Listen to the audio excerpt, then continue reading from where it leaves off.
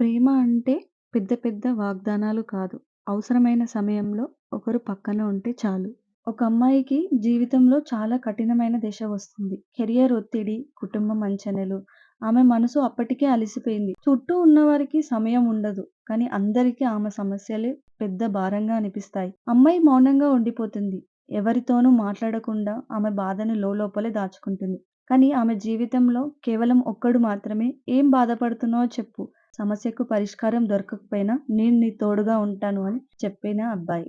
అతను బుక్స్‌లో లాగా సలహాలేమి ఇవ్వడు. జ్ఞానము బోధించడు. కేవలం ప్రశాంతంగా వింటాడు. అమ్మాయి ఒక్క మాట మాట్లాడకపోయినా అతని ప్రెజెన్స్ మాత్రమే ఆమె భయాన్ని సగానికి తగ్గిస్తుంది. అప్పుడే అమ్మాయి రియలైజ్ అయింది. ప్రేమ అంటే ఎక్సైట్‌మెంట్ కాదు. శాంతిని ఇచ్చే వ్యక్తి.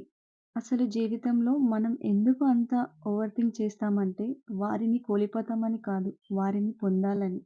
కరెక్ట్ పర్సన్ ఉంటే లైఫ్ చాలా సాఫ్ట్‌గా ఉంటుంది. ఇలాంటి మరికొన్ని వీడియోల కోసం మన ఛానల్‌ని సబ్స్క్రైబ్ చేసుకోండి.